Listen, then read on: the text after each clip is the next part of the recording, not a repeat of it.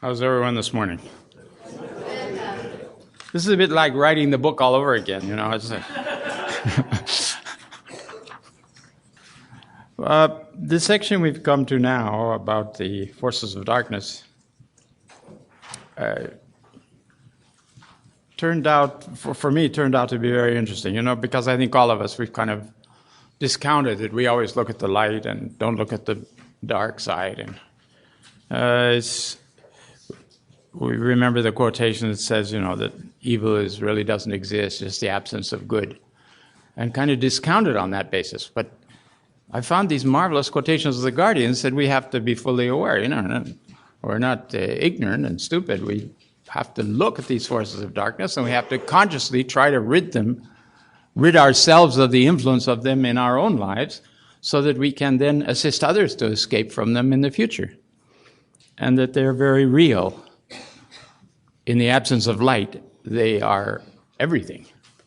So it's a question of identifying them. And sometimes, you know, when people talk about dark forces, especially now with all the vampire movies and everything, they get the wrong idea about evil forces being something that you can't control at all, and you don't know where they come from, and you're just a victim. But this is not the case, according to these definitions of the Guardian, which have been collected through all of his writings. I think you've seen the first of them. I had them in a list, but they looked a little formidable in a list. So on page 63, we find that among the forces of darkness identified by the Guardian are conditions that appear in humanity when it turns away from God. So we kind of made categories of them here. And he mentions irreligion, atheism, naturalism, unbelief, secularism, and paganism. Other dark forces named by Shoghi are what a wayward humanity worships in place of God: materialism, nationalism, racialism, and communism. He conveys the perversions of religion with another set of terms, among them being fanaticism and superstition.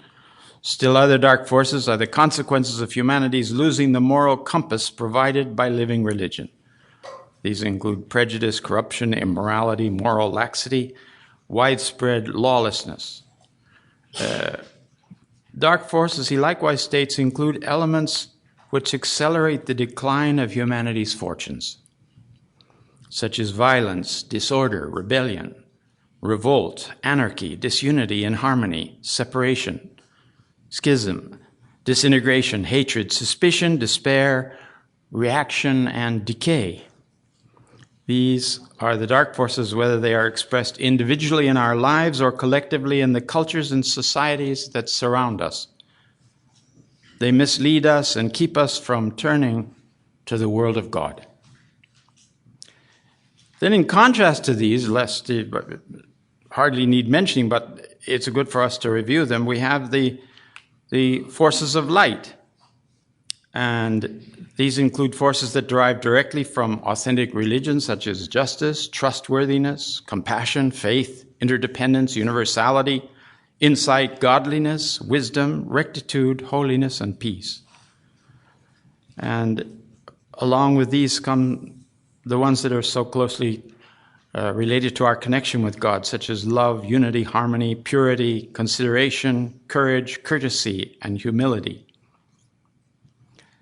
There are others, the outcome of faith and obedience to the divine teachings, such as happiness, detachment, acquiescence, magnanimity, integrity, truthfulness, sagacity, uprightness, moderation, chastity, trust, and hope.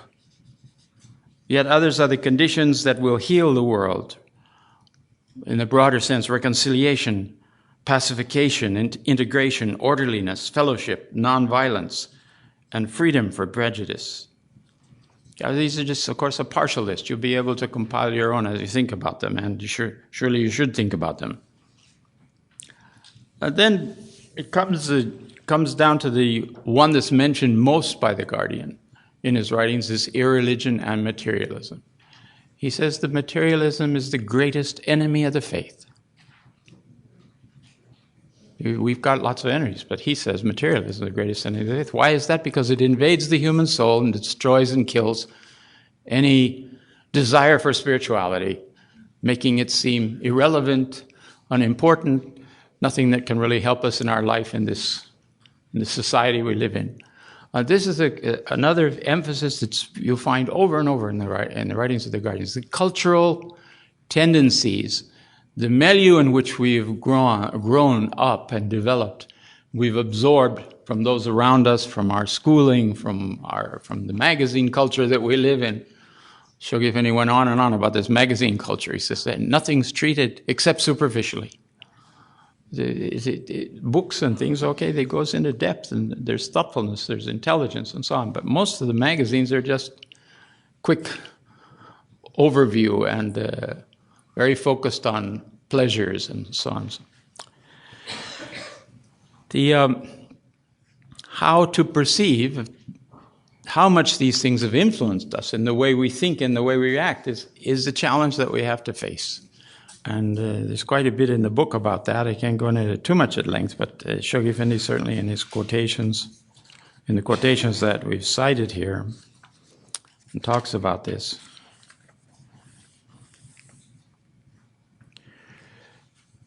He says, for instance, early on in his ministry, we have but to turn our eyes to the world without to realize the fierceness and the magnitude of the forces of darkness that are struggling with the dawning light of the Abha revelation.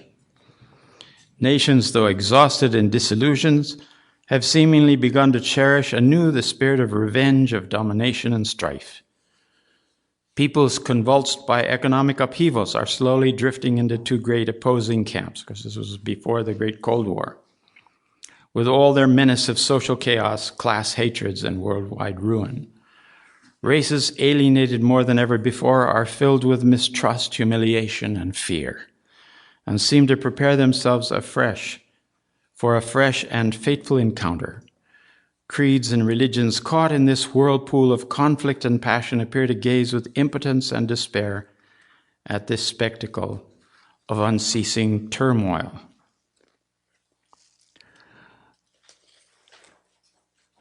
The Guardian, in this sense, when he was talking about it, said that communism and capitalism were twin sisters, because both of them, at the heart, worship the acquisition of material goods and material prosperity.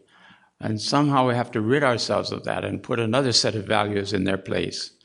And with the rat race that's around us, it's confusing sometimes and very challenging to our children, who are living in that in a much more complete way than we are as adults who are discussing and reading from the writings and things like that. And one has to, I think, consider that a great deal in raising children, how to give them a picture of what's going on without being too critical and negative of it, but at the same time giving them spiritual values and instilling in them the love for the faith, the love of God, and admiration and appreciation for what religion brings.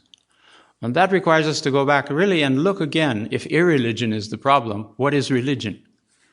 And we have so many beautiful passages in the writings and summaries from Shoghi Effendi in different parts of his writings, in the World Order Letters, in the Promised Day Has Come, where he talks about that. What are the key points of religion? And they're definitely worth collecting and thinking about, meditating on. There's many passages in the tablets revealed after the Aktas about the true nature of religion. Again, we tend to inherit a view of religion from the culture around us, and even though we know, yes, as Baha'is, we need religion more than on Sunday, but we tend to go back to that point of view, that I have to live my life. The old saints of bygone ages used to talk about, you can do your work in the shadow or you can do it out in the sunlight. For instance, if you're supposed to be opening peas out of their pods, you can sit in the sunlight to do it or you can sit in the shade. But it's just kind of a simple example of, if we can, through our prayers and our meditations in the morning, bring to our lives something of the light of the faith, and hold it and return it and refresh it in our day, even though we're doing complicated other matters. In fact, Abdul Baha talks about how the powers of the Spirit can actually assist the soul in complicated. The affairs of the cause are run by spiritual impulses too. So many complicated things that have to be worked out that if you had to do it all on your own, it's too much, smart as you may be. So the question then is to how to infuse our lives with the forces of light.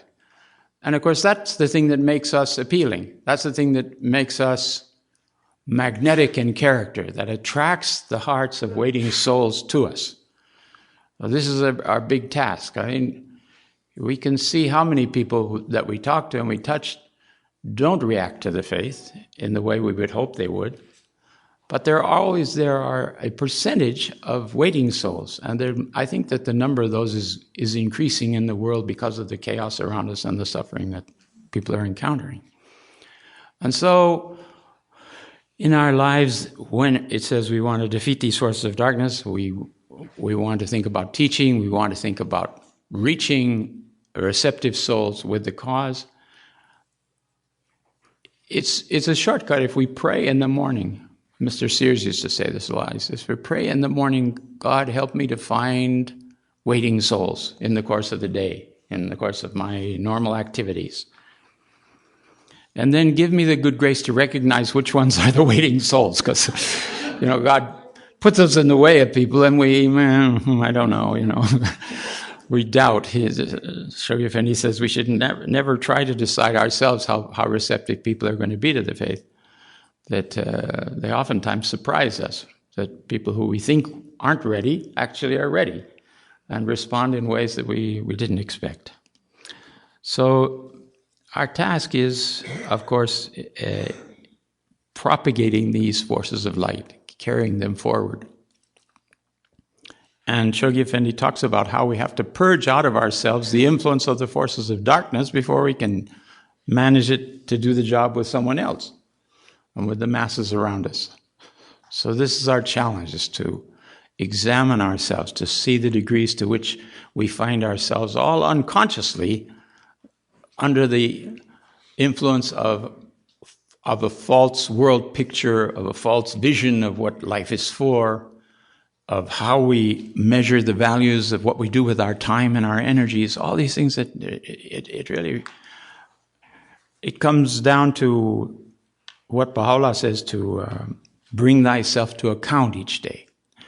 Now, you can't bring yourself to account if you don't know what the account requires. You have to know what the teachings are. And then it's comparing yourselves against that.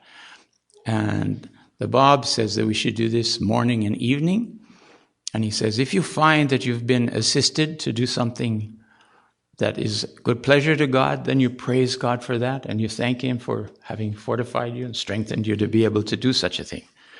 And if you find that you've done just the opposite and you've engaged in things that you shouldn't engage in at all, you ask His forgiveness and ask Him strength to be able to face these in a new way and overcome the weak tendencies that you have in your nature. All of us have them. If you're not perfect, you're actually fulfilling a statement of Abdu'l-Baha that he says this is not a world of perfections. So don't get too excited about it when you find that you haven't reached absolute perfection yet. Remember that that's part of the description of this lower world of nature. But certainly he does insist we engage in the struggle.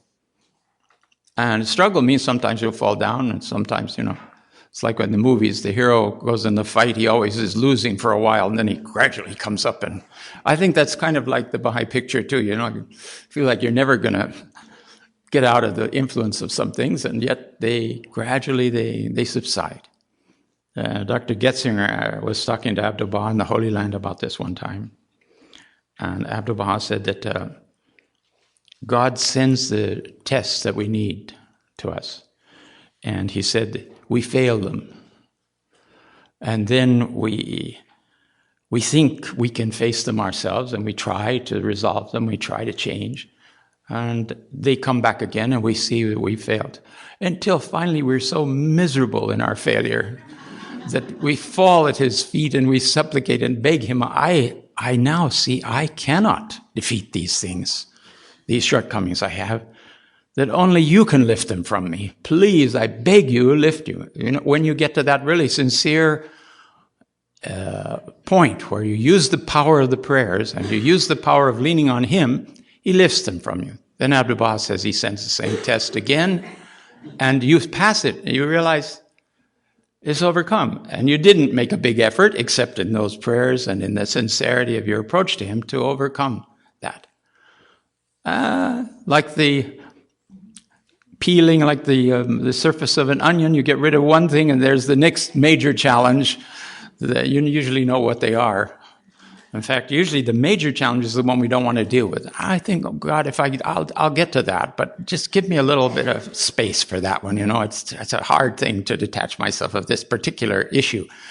But I'll work on this one. No, he sends the one, because there's a certain ordering, there's a certain priority in the way we have to get rid of our lower nature, so to speak. And we usually know which is the main issue to deal with in ourselves, and we need to address it. And usually it's that one that we can't address by ourselves, that we have to ask his help. Abdu'l-Baha says, when it's too difficult, he says, lean on me. And a wonderful tablet. The master is there to lean on, besides Baha'u'llah. So if you've been to the Holy Land and been in the shrines, you realize that this terrific, overwhelming power of the shrine of the Bab, it's just, you're awestruck. And then you go in the master's shrine, and somehow he's the loving father, and he commiserates with you, and you understand, and you can lean on him and hold to him. Give me strength and give me guidance to how do I deal with this power, this awe-inspiring power and force of the revelation of the Bab. And of course, then there's this great serenity and peace of Baha'u'llah's shrine that usually you've come to the shrines on Mount Carmel first, and you go there. Although in the future, the Guardian said it would be the opposite. People will first go to the shrine of Baha'u'llah and then come to the shrine of the Bab and Abdu'l-Baha. Okay, forces of darkness, moving on.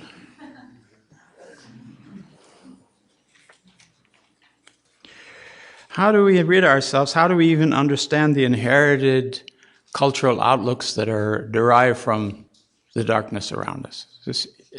This needs reading the writings, it needs lots of meditation. Shoghi Effendi has stated that the dark forces are part of the fabric of the societies in which we have grown up. Aspects of life they normally don't even question because we've inherited them, and that's the way everybody looks at life. And the wonderful thing about being Baha'is, and particularly, I think this is true with relation to pioneering, is you suddenly go out in the world and see different cultures and see different ways of looking at things. And you realize how plastic human nature is, and plastic in the sense of flexible, how it can adapt itself to so many different situations.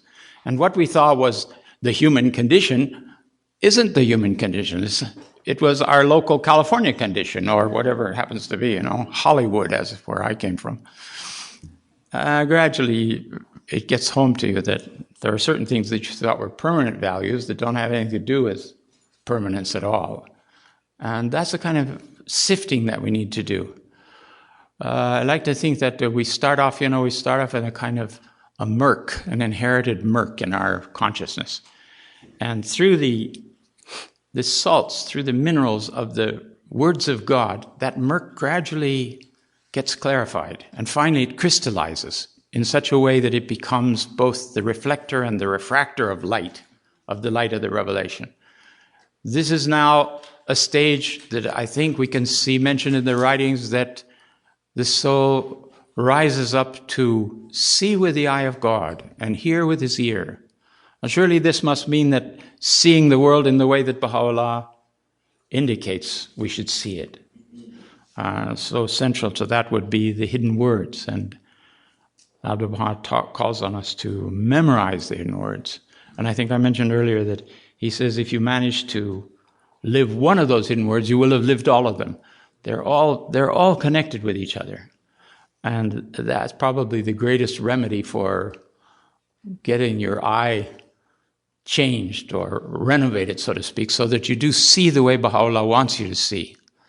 And if you find yourself thinking that, as this sometimes came up with the youth, that the laws of the faith are too strict, and the world is here, and the laws of the faith are here, and the world is here, and he does, after all, say moderation. So I'll position myself in the middle somewhere here. This is between hot and cold, and it's lukewarm. And I think there's some phrases in the Bible that says, and the Lord will spew the word lukewarm out of his mouth. So moderation is not somewhere halfway between the world and what the faith says. Moderation is what Baha'u'llah says. Now, if you want to go further than what Baha'u'llah says, well, that's your business, but that would be in moderation. But if you stick to what Baha'u'llah says, you'll be in the moderate position, as much as that may not seem moderation to you at certain points in your life, dealing with certain of these admonitions and calls that he gives. There's this quotation from The Guardian where he says there are two kinds of Baha'is: those whose religion is Baha'i and those who live for the faith. Needless to say, if we can belong to the latter category, if one can be in the vanguard of heroes, martyrs, and saints, it is more praiseworthy in the sight of God. And we see how people kind of come into the faith. Some of them come in and they're all on fire from the very beginning, but others come in and they love it. I love this religion, it's a wonderful religion, but they haven't quite made it to the faith, to the place where the faith is their life and not only their religious. And that's also a problem because of what we consider the role of religion to be, so that we're not considered fanatic or out of touch with the people around us, or so many explanations that we give.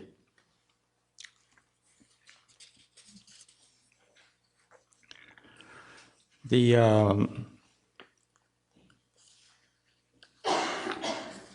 one of the letters of the Guardian, he says, "We know the absence of light is darkness, but no one would assert that darkness was not a fact. It exists even though it is only in the absence of something else. So evil exists too, and we cannot close our eyes to it, even though it is a negative existence. We must seek to supplant it by good. And if we see an evil person as not influenceable by us, then we should shun his company, for it is unhealthy." You know the hidden words where he talks about that. Association with the righteous cleanses the rust from off the heart, and association with the ungodly just leads to your destruction. That doesn't mean you shouldn't try to teach the ungodly, to give them a chance. I think the Master says twice, try twice to see, and then if you don't influence them by that time, then probably they will start influencing you, so you have to think what you're doing.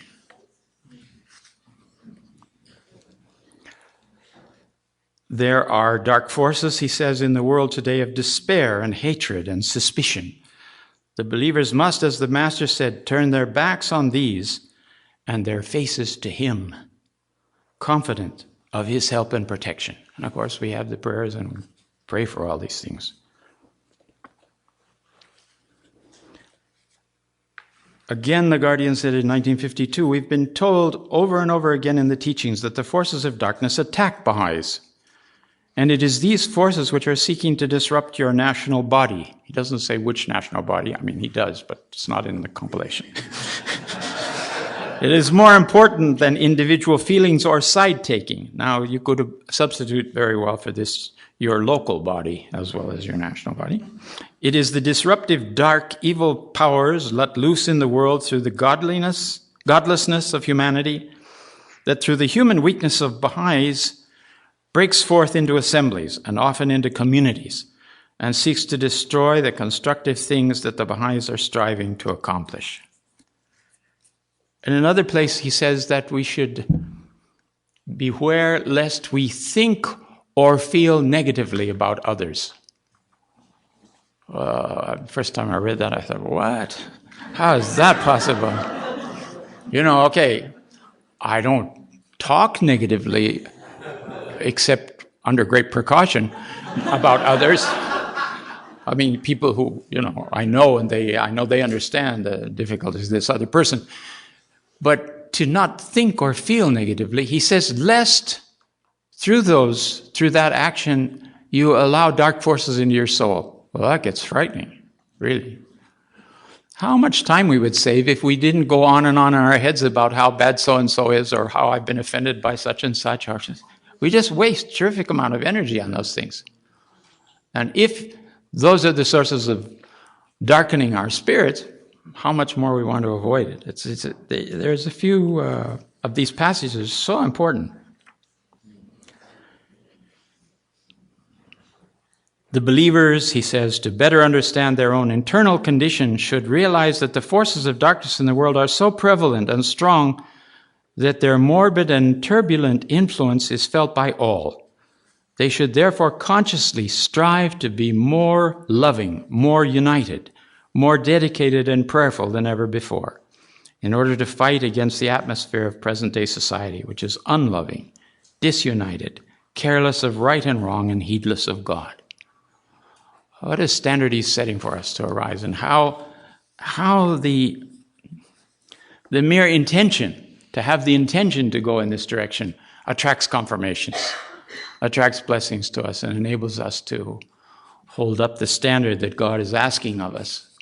It's not easy, you're not going to do it all alone, but by leaning on the Master and constantly refreshing our vision of the faith, we can stage by stage increase our awareness of these things. Finally, he says the friends must at all times bear in mind that they are, in a way, like soldiers under attack. The world is at present in an exceedingly dark condition spiritually. Hatred and prejudice of every sort are literally tearing it to pieces. We, on the other hand, are the custodians of the opposite forces, the forces of love, of unity, of peace and integration. And we must continually be on our guard, whether as individuals or as an assembly or community, lest through us these destructive negative forces enter into our midst. In other words, we must beware lest the darkness of society become reflected in our acts and attitudes, perhaps all unconsciously. Love for each other, the deep sense that we are a new organism, the dawnbreakers of a new world order, must constantly animate our Baha'i lives. And we must pray to be protected from the contamination of society, which is so diseased with prejudice.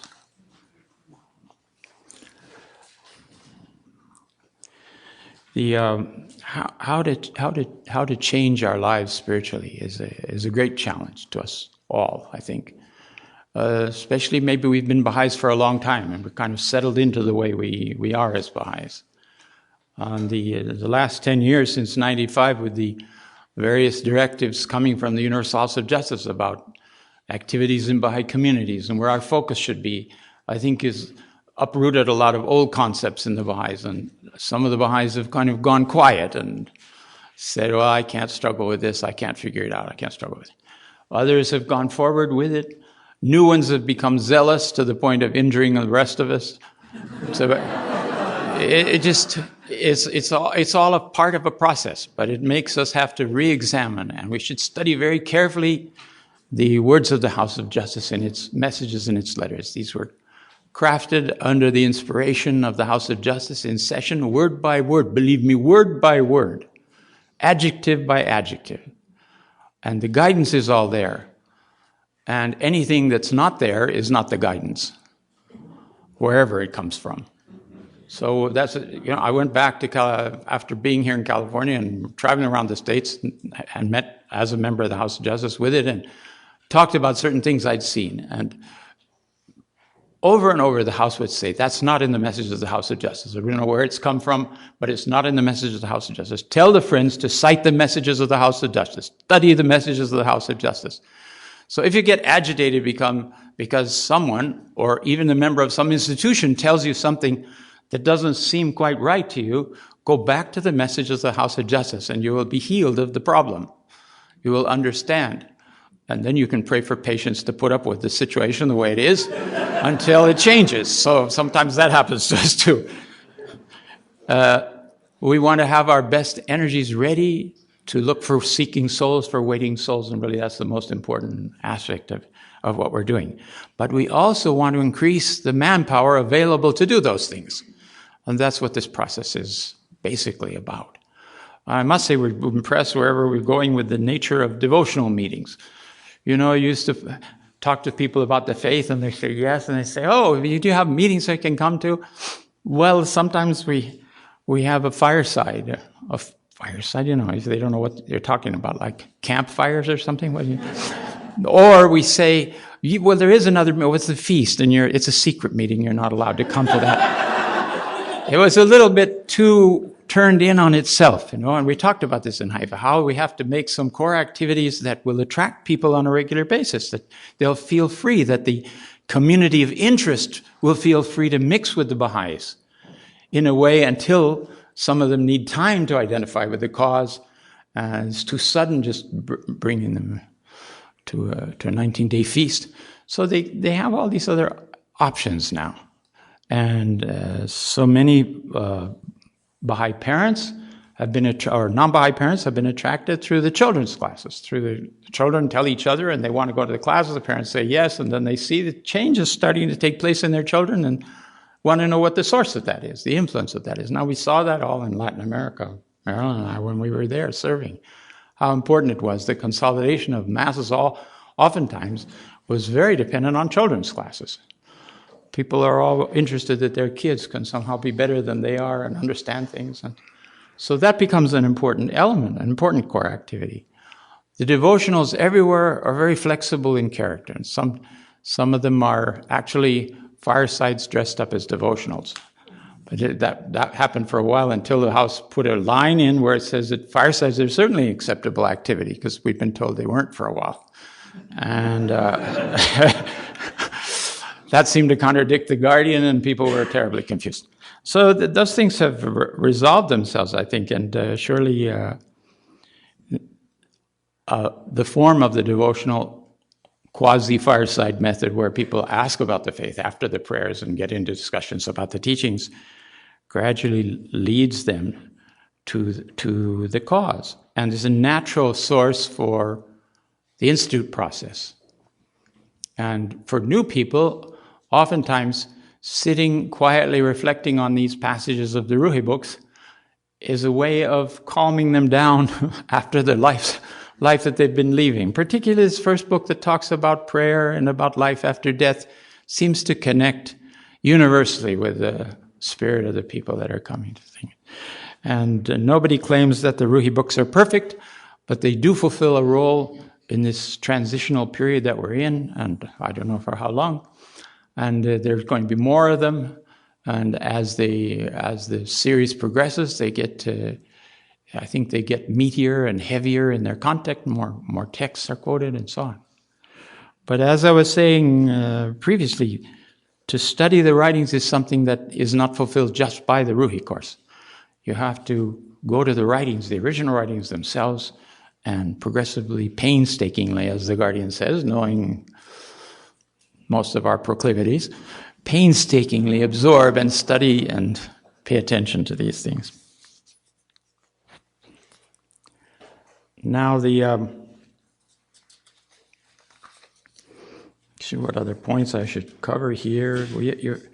You'll have some things about combating the forces of darkness, and of course the very campaigns of the faith are designed to do that. They're offensives against the forces of darkness, where we have a prevailing condition, we're trying to change it. We have potentialities and powers and blessings to draw on.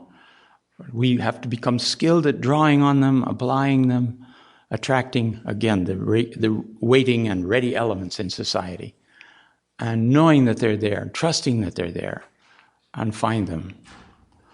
I mean, after all, somehow the faith found all of us. And if you think back what you were before you were a Baha'i, you wonder how it ever found us.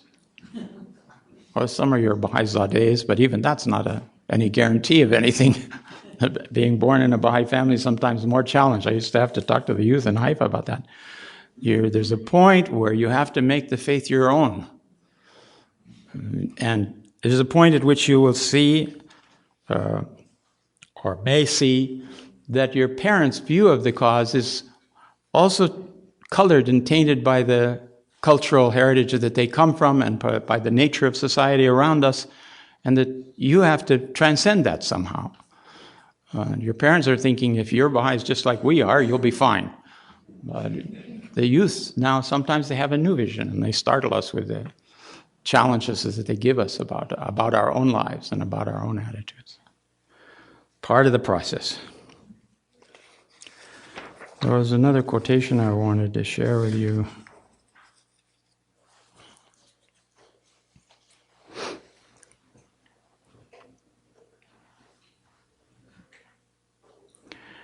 This is from the Master. He says that the Spirit will come to you with increased force, where your being must become as a temple, the temple of your being, in which the truth of God can dwell.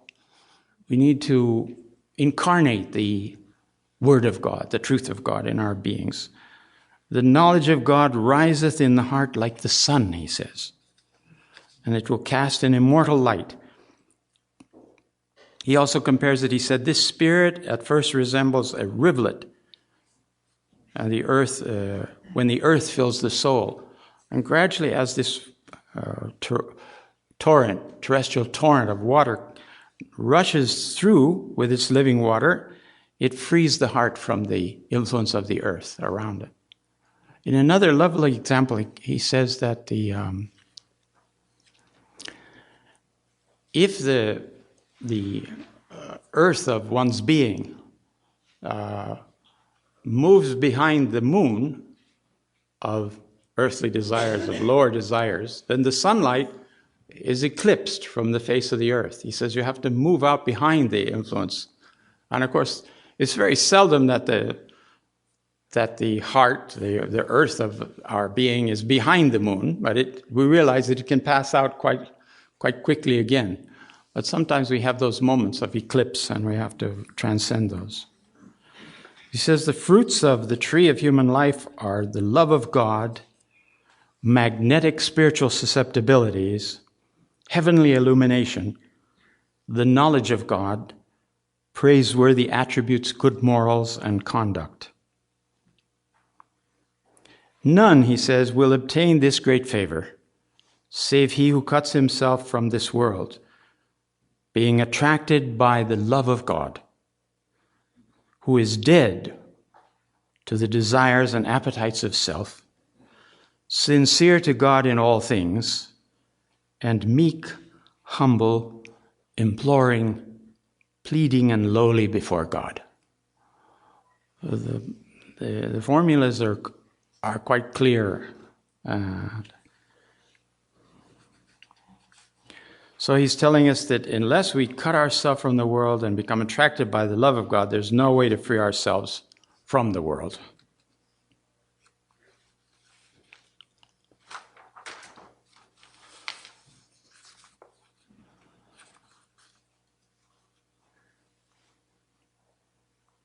There's another example which I'm sure you're all familiar with, but it fits nicely together with this, and that's that this soul starts off like a piece of iron in this world. It is cold, it is dark, and it is hard, solid hard. Through the fire of the love of God, the nature of that iron of our inner being is transformed, and it becomes hot. It becomes radiant. It becomes liquid. All these qualities that we're seeing, Abdu'l-Baha says, is like the iron when it's submitted to the fire. So the soul, as it's submitted to the love of God, all these older conditions burn out of it, and it attains an entirely new, fresh condition. It doesn't mean that it can't cool off again, and that is usually accompanied by quite a bit of corrosion. So you want to stay in the oven of the love of God and keep yourself in that attracted state.